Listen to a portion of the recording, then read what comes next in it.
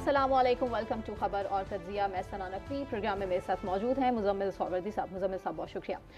नाज़रीन, बात Iran, America, Israel जंग के हवाले से। इजराइल और अमेरिका ये क्लेम कर रहे हैं कि ईरान की मिसाइल तैयार करने की जो सलाहियत है वो ख़त्म हो चुकी है, जबकि इस दावे को ईरान ने न सिर्फ मुस्तरद किया है बल्कि इसके बरक्स सूरत हाल ये है कि अमेरिका के 16 जंगी तैयारे तबाह हो चुके हैं।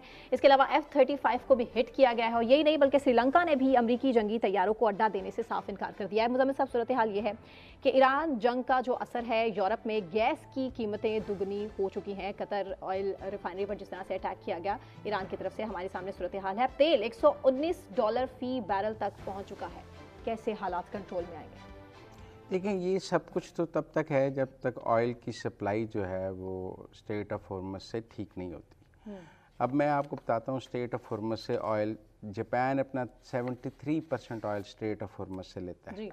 साउथ कोरिया अपना 70% ऑयल स्टेट ऑफ हॉर्मज़ से लेता है। इंडिया 42% अपना ऑयल स्टेट ऑफ हॉर्मज़ से लेता है। पाकिस्तान 60% अपना ऑयल स्टेट ऑफ हॉर्मज़ से लेता है। चाइना 40% ऑयल स्टेट ऑफ हॉर्मज़ से लेता है। Thailand 30% oil, Singapore 30%, Malaysia 25%, Philippine 25%, Indonesia 20%, Vietnam 20%, Italy 15%, Spain 15% और यूनाइटेड स्टेट्स सिर्फ 2 या 5%। 15 ममालिक की फहरिस्त है जो आपके सामने है। जो मैंने कहा, तो इसका मतलब है कि तेल की प्राइसेस, इसलिए कि तेल की सप्लाई जो है इस वक्त रुकी हुई है।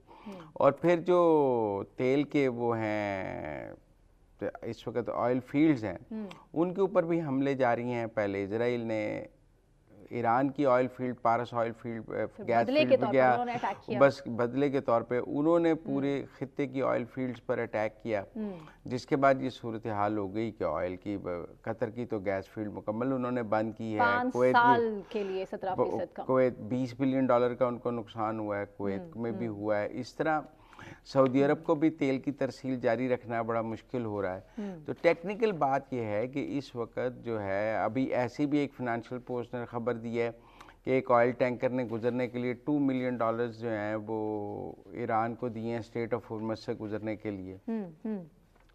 तो और ये भी खबरें हैं कि अमेरिका ने कोई अपने 5 एंटी माइंस भेजे हैं जो वो स्टेट ऑफ हॉर्मज़ में कुछ माइंस को क्लियर करने के लिए।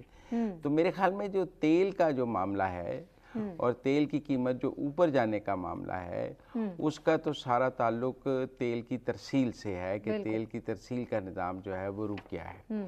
और इस वक्त जो दुनिया को, मुख्तलिफ ममालिक को जो तेल जाता था, वो अल्टरनेट ज़राए ढूंढ रहे हैं। उस अल्टरनेट ज़राए के लिए बाकी जगहों पे प्रेशर आया है। तो इस डिमांड एंड सप्लाई के इस खेल में इस वक्त तेल की प्राइसेस ऊपर जा रही हैं। लेकिन मैं ये समझता हूँ कि पाकिस्तान को बहुत समझदारी से तेल की कंजम्पशन पर ख्याल करना चाहिए। देखिए, ये जंग जो है अभी फौरी तौर पर तो बंद होती नज़र नहीं आ रही। ऑलरेडी स्कूल्स और बंद अगर है, $100 से ऊपर तेल रहता है तो हम्म। पाकिस्तान को $4-5 बिलियन का नुकसान हो सकता है। तो इसलिए मुझे तो ऐसा लगता है कि हमें बिल्कुल गाड़ियों को और इस तरह इस्तेमाल को रोकना होगा। ठीक है, गवर्नमेंट अभी तो कह रही है कि जी 50% 60% सरकारी गाड़ियाँ बंद की जाएँ। मुझे लगता है कि लोगों की इनफरादी गाड़ियाँ भी हमें बंद करवानी पड़ेंगी और एक किस्म का कुछ ऐसा सिस्टम बनाना पड़ेगा कि एक आदमी जो एक गाड़ी में जाता है उसको भी रोकना पड़ेगा और कुछ स्मार्ट वेज ढूंढने पड़ेंगे जिससे जिन सड़कों पर पब्लिक ट्रांसपोर्ट अवेलेबल है वहाँ पर गाड़ियों का की जाने पे को पाबंदी लगाई जाए। लेकिन ओवरऑल मेरा ज़ाती तौर पे ख्याल है कि पाकिस्तान को इस लड़ाई का जो इफ़ेक्ट है, देखिए वैसे पाकिस्तान इस वक्त बहुत सेफ जोन में है। ईरान अपने तमाम हमसायों से लड़ रहा है, पाकिस्तान की तारीफ़ कर रहा है। अब्बास अरागची का ट्वीट हमारे सामने है। हमारे अरबों से भी ठीक तल्लुकात हैं, हमारे अमेरिका से भी ठीक तल्लुकात हैं। हम इस वक्त सेफ जोन में हैं। हमें ख़तरा सिर्फ माशी तौर पे है कि ये जो जंग के इकोनॉमिक फॉल आउट्स हैं वो पाकिस्तान कैसे बर्दाश्त करेगा, जिसकी पूरी दुनिया पर असर। तो मेरा ख्याल है हुकूमत ईद तक खामोश थी क्योंकि लोगों ने ईद की शॉपिंग भी करनी थी, ईद भी मनानी थी। ईद एक मजहबी त्यौहार भी है और गवर्नमेंट कुछ बंदिश या कुछ लॉकडाउन की तरफ जाती तो कहते जी ईद पर ऐसा कर दिया है, ईद पर ऐसा कर दिया है। मुझे लगता है बाद अज़ ईद जो है वो हुकूमत को बहुत ड्रास्टिक स्टेप्स लेने पड़ेंगे। मार्केट्स बंद होंगी, स्पेसिफिक टाइम्स के लिए खुली उनके होंगी। टाइमिंग्स भी करने पड़ेंगे, रेस्टोरेंट्स की टाइमिंग्स करनी पड़ेंगी। कुछ रेस्टोरेंट्स को हफ्ते में 2 दिन खोलने की इजाज़त हो सकती है। और देखिए ना जी, इंडिया में 5.5 लाख रेस्टोरेंट बंद हो गया है बिल्कुल ऐसे क्योंकि एलपीजी नहीं है। तो हम यहाँ पर अपनी जो एनर्जी के गैसेस और इस तरह जो है वो उसको ज़ाया करने के, मेरे ख्याल है थोड़ी हमें सादगी, क्योंकि मुझे आज मैं कहीं पढ़ रहा था कि पिछले साल मार्च में हमने जितना तेल किया इस बार ज़्यादा कर लिया है। कुछ तो आप कह सकते हैं रमज़ान की वजह से भी होगा, अशराफिया के लेवल पे भी सादगी होगी या सिर्फ आम आदमी के लिए सादगी होगी? आम आदमी, देखिए अभी हुकूमत के बाद आम आदमी पर अब हमें कदगन लगानी पड़ेगी। मैं टेक्निकली ये बात समझता हूँ।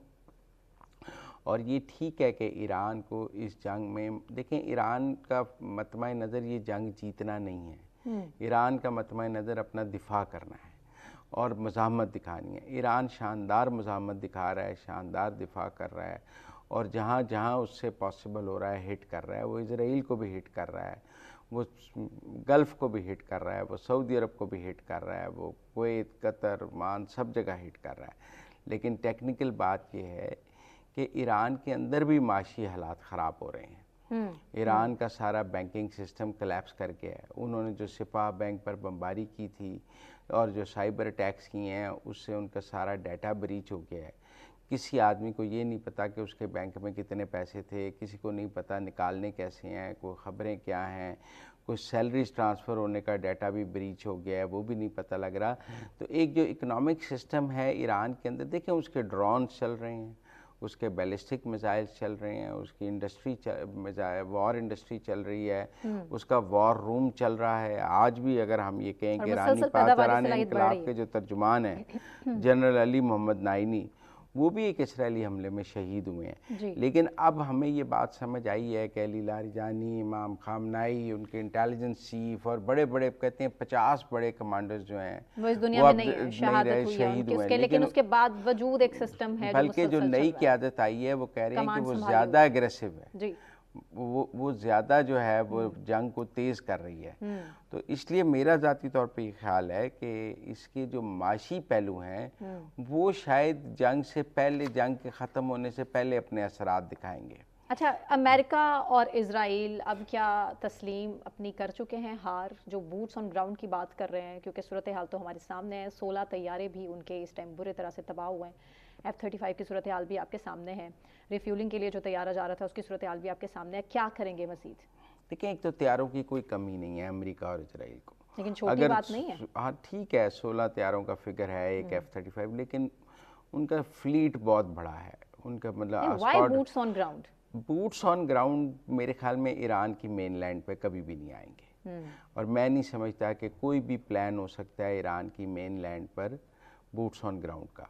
सिर्फ जो बात सोची जा रही है, जिस पर अभी कोई सोच विचार जारी है या जिसके इशारे हमें मिल रहे हैं, वो खर्ग के हवाले से है।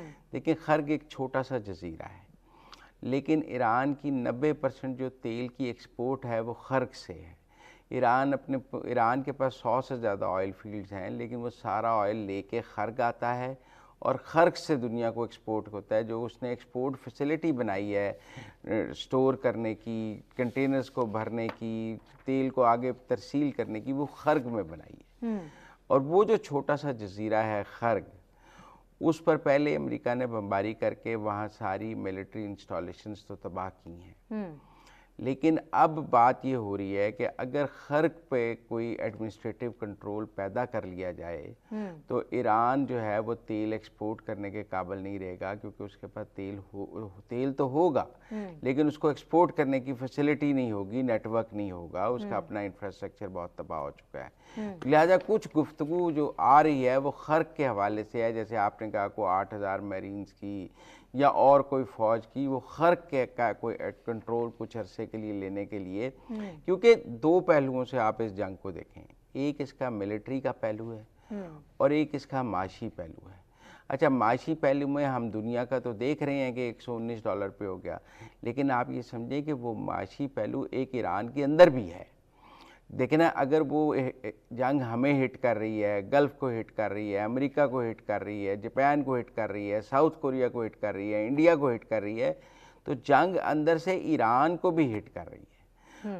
अगर दुबई को हिट कर रही है तो तेहरान को भी हिट, नो डाउट बहुत ज्यादा नुकसान हो रहा है, लेकिन बात यह है कि ईरान सरेंडर करने के लिए तैयार नहीं है ना। अमेरिका के पास सरेंडर करने की कोई जरूरत नहीं है। सरेंडर तो आप करते हैं जब आपके ऊपर कोई फौजी आ जाए। और अरब कंट्रीज भी मुसलसल मजम्मत कर रही है ईरान की, लेकिन इजराइल और अमेरिका को कुछ नहीं कह रहा।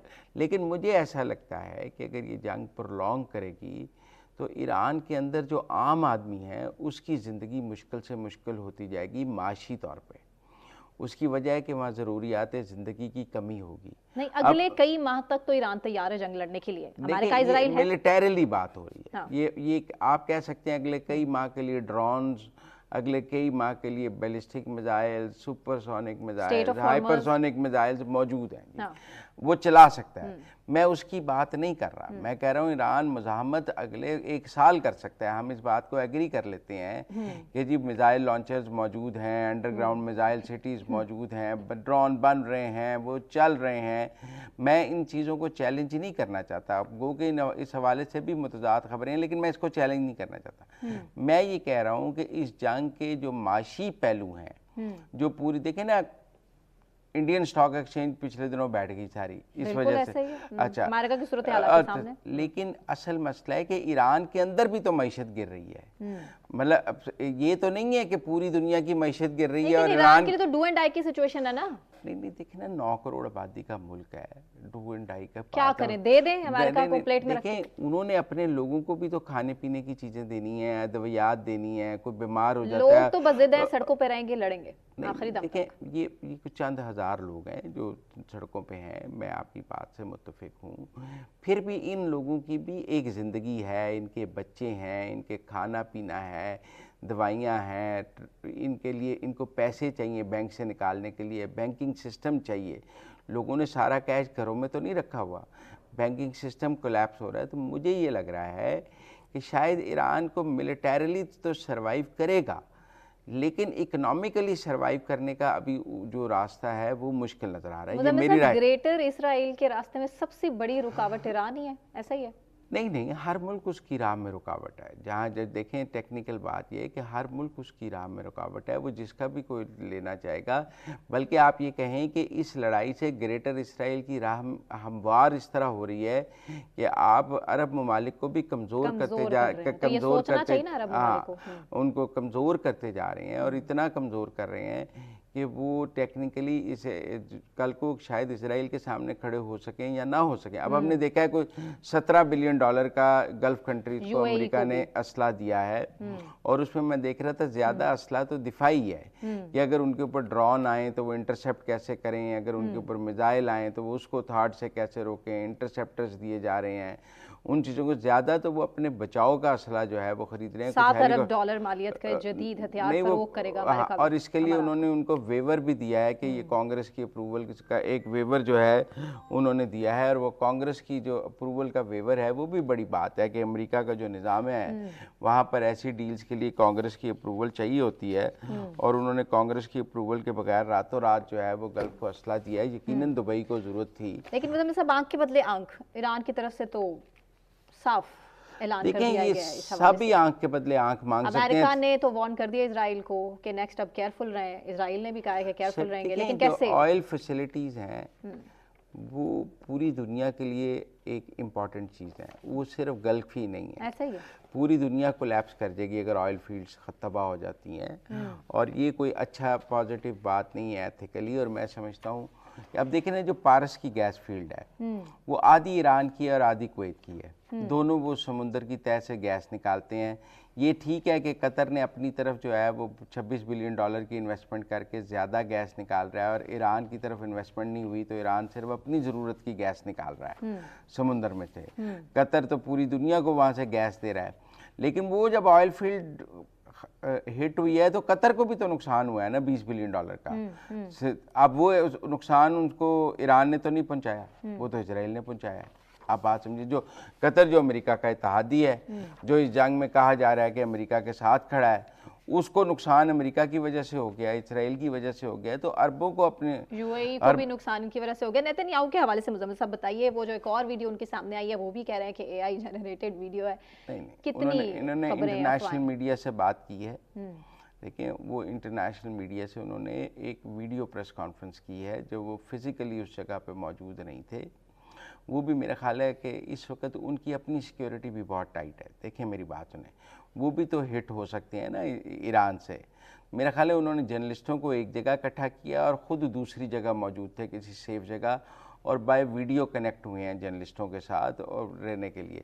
लेकिन अब अली लारिजानी के बारे में भी तो ये वो तो रैली में थे, वो तो शहादत से डरते नहीं, और यहाँ क्या सूरत हाल है? लेकिन वो ना डरने की बात और है और ख़ुद को महफूज रखने की बात और है। देखिए एक नेशनल लॉस है, एक अली लारिजानी या इमाम खामनाई की शहादत का ईरान को एक नाकाबिले तलाफ़ी नुकसान है।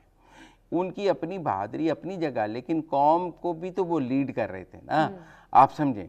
उससे जो ईरान का नुकसान हुआ है वो तो भी तो अपनी जगह है ना। बरतानवी अखबार तो यहाँ तक कह रहे हैं अली लारिजानी ज्यादा बड़ा नुकसान है, ज्यादा बड़ा नुकसान है। और वो देखे ना जी, वो भी बंकर से बाहर आए, अपनी बेटी को मिलने जा रहे थे, और फिर सब कह रहे हैं कि अभी तक मोसाद का नेटवर्क ईरान में मौजूद है।